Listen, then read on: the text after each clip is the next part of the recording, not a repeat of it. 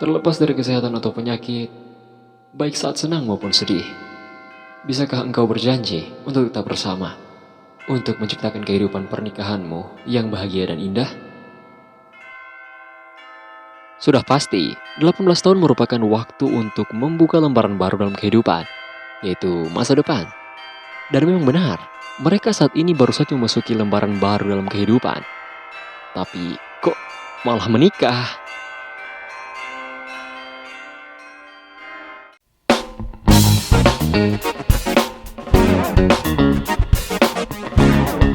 Cerita dibuka dengan perkenalan karakter utama kita. Nama karakter utama kita adalah Jia Cheng. Tetapi meskipun Jia Cheng terlihat seperti seorang mahasiswa biasa, dia sebenarnya adalah iblis yang sangat senang membuat masalah bagi orang lain. Dan Jia Cheng juga merupakan otaku akut yang bahkan sudah tak dapat tertolong. Dan semua itu dimulai ketika dia masih muda. Saat itu dia membaca sebuah harta karun dari dunia manusia. Jadi dia memutuskan untuk tinggal di dunia manusia dengan dalih mempelajari budaya mereka. Sementara dia menghayal, tiba-tiba dia terdistract oleh sesuatu. Sesaat dia mengamatinya, dia pun langsung kaget karena melihat ada seseorang yang jatuh dari atas pohon. Karena dia tak berniat melihat darah di jalan, dia pun berniat untuk menolong orang itu dengan menangkapnya. Untung saja saat itu Jia Cheng langsung berhasil menangkap orang itu. Setelah dia sedikit mengamati, ternyata orang yang dia tolong merupakan seorang gadis yang sangat cantik. Dikarenakan Jia Cheng merupakan iblis yang sangat-sangat perhitungan, dia pun berniat meminta ganti rugi saat cewek itu sadar. Jadi dia pun berusaha untuk membangunkannya. Beberapa saat kemudian, cewek itu pun mulai siuman. Tapi dia pun pingsan kembali karena kelaparan. Bahkan sebelum mendengarkan apa yang akan dikatakan oleh Jia Cheng. Tentu saja, saat itu Jia Cheng pun langsung naik darah. Sontak, karena Jia Cheng ingin meminta biaya ganti rugi, dia pun memberi makan si cewek agar supaya dia bisa bangun dari pingsannya gitu. Dan gak lemes lagi. Saat sedang mengamati cewek itu makan, Jia Cheng merasa bahwa memang bagus, bahwa dia bertemu dengan seorang gadis yang sangat cantik. Apalagi pertemuan mereka sama seperti manga-manga yang biasanya dia baca. Tetapi, naluri iblisnya berkata kalau dia harus lekas menjauhi orang ini. Karena jatuh dari pohon itu sama sekali tidak normal. Setelah dia selesai makan, cewek itu pun berterima kasih pada Jia Cheng karena telah menyelamatkannya dan bahkan memberikannya makanan. Cewek itu pun menjelaskan pada Jia Cheng kalau dia tertidur saat dia sedang beristirahat di pohon. Walaupun itu tidak normal sih menurut saya. Di sisi lain, dia juga merasa sangat marah pada seseorang. Dan jika mereka bertemu, orang itu pasti mokat di tangannya. Karena melihat hal tersebut, Jia Cheng pun merasa tak nyaman dan langsung berniat untuk pulang. Tapi cewek tadi pun langsung memperkenalkan dirinya, yang bernama Yu Shanshan. Setelah berbincang sedikit, Shanshan kemudian berpamitan pada Jia Cheng karena ada sesuatu yang perlu dia urus sekarang.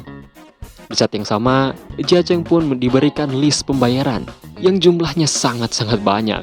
Sontak, Jia Cheng pun langsung kerek seketika untuk membayar semua biaya makanannya. Padahal bukan dia yang makan gitu. Cerita pun berlanjut di kampus tempat Jia Cheng belajar. Tetapi karena dia sudah bolos di hari pertama, dia harus menerima akibatnya. Jia Cheng pun mencoba menjelaskan semuanya mengenai kejadian yang dia alami pada pengawasnya. Tetapi itu tak berpengaruh karena Jia Cheng tetap saja sudah melanggar aturan. FYI, setiap iblis yang tinggal di dunia manusia, mereka mau tidak mau harus memiliki satu pengawas malaikat. Dan ketika mereka melanggar banyak aturan, iblis itu pun akan langsung dideportasi ke neraka. Dan itulah alasan kenapa Jia Cheng memohon-mohon seperti sekarang. Setelah selesai dengan semua itu, sang malaikat kemudian kembali ke kelasnya. Tapi dia tiba-tiba menerima sebuah telepon. Dan tampaknya orang yang menelepon menjelaskan sesuatu yang berhubungan dengan Jia Cheng.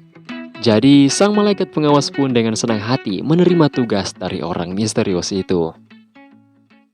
Scene kemudian berpindah pada Jia Cheng yang sekarang sedang kelaparan. Karena dia sudah tak memiliki uang lagi untuk membeli makanan. Ya karena semua uangnya udah digunain tadi pagi gitu. Saat itu, Seakan seperti takdir, dia pun langsung melihat Sansan. Jadi tentu saja, dia segera pergi untuk menemui Sansan demi mengambil uang ganti ruginya. Tapi, tanpa diduga, dengan tiba-tiba Sansan langsung membantingnya ke tanah dan langsung menanyakan identitas Jiacheng, seakan-akan mereka belum pernah bertemu sebelumnya. Saat itu, Jiacheng mencoba menjelaskan semuanya, tapi sementara dia akan menjelaskan, beberapa orang misterius pun muncul.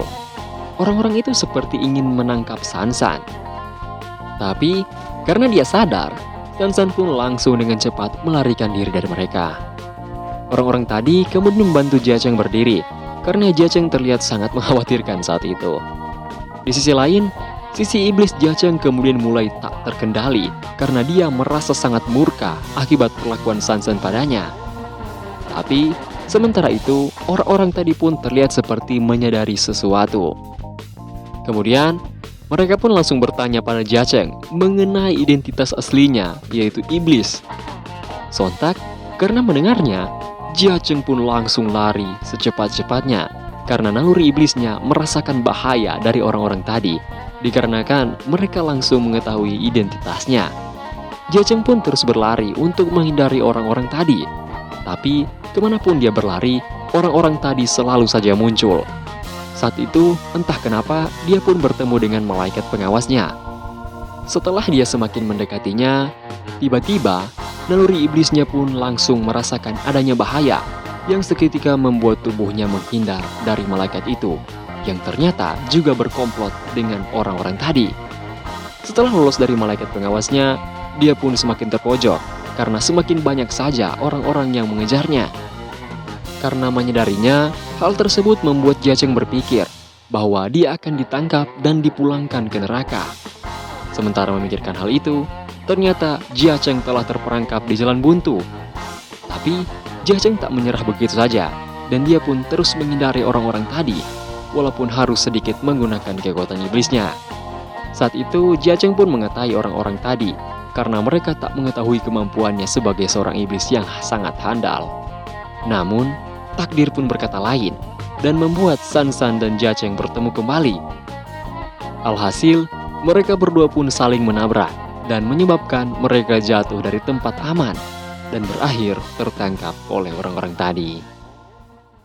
Beberapa saat kemudian, Sansan pun mulai siuman dan akhirnya terbangun di suatu tempat. Tapi dia pun langsung dikagetkan oleh si kacamata. Setelah itu, Sansan kebingungan dan bertanya tentang situasi sekarang kepada si kacamata. Namun mereka berdua pun langsung terdistract oleh Jiacheng yang baru saja siuman. Saat itu, karena dia baru saja pingsan, dia berusaha mengumpulkan kesadarannya. Tapi dirinya pun langsung disambut oleh tinju Sansan. Tentu saja, karena tak ingin pingsan lagi, Jiacheng langsung menghindari pukulan tersebut dan langsung memarahi Sansan yang sudah kehilangan otaknya. Di sisi lain, Sansan malah meminta Jiacheng untuk mati demi dirinya, yang tentu saja membuat Jiacheng keheranan. Dan kemudian, terciptalah adu mulut di antara mereka berdua. Saat itu, Kacamata pun menyadari kalau mereka berdua ternyata sudah saling mengenal. Jadi dia merasa semuanya akan jauh lebih mudah baginya. Kacamata pun memperkenalkan Sansan sekali lagi pada Jiacheng. Namun, terdapat opsi tambahan dalam perkenalannya, yaitu seorang malaikat beserta tunangan dari Jiacheng. Jiacheng pun seketika terdiam dan merasa bahwa ini semua tak manuk akal. Karena dia tak terima, Jiacheng kemudian menolak untuk menikah dengan makhluk yang notabene-nya merupakan musuh alaminya. Sansan pun juga setuju dengan Jiacheng karena dia tak ingin menikahi seorang iblis yang sangat menyedihkan. Ya, tentu saja kata-kata menyedihkan itu memiliki banyak arti yang langsung menyinggung Jiacheng, itu menohok gitu loh. Di situ, Kacamata menjelaskan kalau mereka berdua harusnya merasa bangga karena telah menjadi simbol perdamaian antara dua makhluk yang selama ini mengalami situasi yang sangat tegang. Tapi, walaupun sudah dijelaskan, mereka berdua tetap tak setuju dan tak akan pernah mau dengan keputusan yang sewenang-wenang tersebut. Sontak, dengan tiba-tiba, Kacamata pun langsung menunjukkan bukti berupa suatu SMS yang menjelaskan bahwa akan diadakan sebuah event yang dimana dua orang dari kedua ras akan terpilih menjadi peserta uji coba selama 1 tahun. Dan tentu saja, ini tidak diwajibkan, karena mereka bebas untuk memilih. Dan jika ada orang yang tidak membalas pesan ini, maka mereka akan otomatis terpilih sebagai peserta. Setelah melihatnya, Jia-cheng pun langsung melihat pesan di ponselnya. Ternyata, dia tak dapat menerima pesan karena dia sudah menunggak. Sontak, Jia-cheng pun langsung membanting ponsel itu, saking kesalnya. Kacamata pun menertawai mereka, karena hanya merekalah yang ikut dalam event ini, dan semua orang menolak untuk mengikuti event ini. Setelah mendengarnya, San-san pun tiba-tiba membatu, karena dia baru sadar bahwa dia juga tak menerima pesan itu. Setelah dia ingat-ingat, dia pun baru sadar kalau ponselnya pasti sudah menghapus pesan itu dengan otomatis karena dianggap sebagai sebuah spam. Kacamata pun langsung menertawakan kebodohan San-san. Bahkan, beberapa tindakannya yang sedikit tak manuk akal. Di sisi lain, Jia-cheng pun berteriak bahwa dia tak akan pernah setuju untuk menikahi seorang malaikat karena dia sudah mempunyai banyak waifu yang telah menjadi istrinya. Tapi tiba-tiba, Kacamata pun berkata, jika dia ikut dalam event ini, dia tak perlu lagi khawatir soal pengeluaran sehari-hari. Bahkan, dia juga akan mendapatkan bonus. Tentu saja, setelah mendengarnya, Jia-cheng pun seketika tergiur dengan tawaran tersebut. Tapi dengan tiba-tiba, San-san pun langsung menyadarkan Jia-cheng yang seketika tergiur dengan tawaran itu. Sementara itu, dengan tiba-tiba Kacamata pun berkata bahwa pesta pernikahan mereka akan diadakan sekarang. Dan tempat mereka sekarang ini merupakan tempat pernikahan itu akan dilaksanakan. Cerita pun berlanjut di gereja tempat pernikahan mereka akan dilaksanakan. Di sana, terlihatlah sosok seorang San-san yang sangat-sangatlah menawan dan sangat cocok dengan gaun pernikahannya. Saat itu, Jia-cheng pun terpesona dengan penampilan San-san yang sangat-sangatlah cantik. Kemudian, seseorang tiba-tiba berbisik di telinganya. Gimana bro? Imut banget kan? Coba lu pikir, hal baik kayak gini mungkin gak akan pernah lu alamin lagi. Apalagi lu bakalan nikah sama gadis cantik itu. Coba dipikirin lagi deh. Lihat aja mukanya. Udah cantik, imut, menawan, good looking dah pokoknya. Terus perawakannya juga baik. Dan tuh bodinya juga udah pas banget dah pokoknya. Saat itu, Jia-cheng kemudian mulai terhipnotis oleh kata-kata tersebut. Tapi, dengan tiba-tiba, dia pun langsung sadar kalau kata-kata tadi bukan halusinasinya atau bukan sesuatu yang berasal dari alam bawah sadarnya, melainkan bisikan dari seorang iblis yang berkedok sebagai malaikat.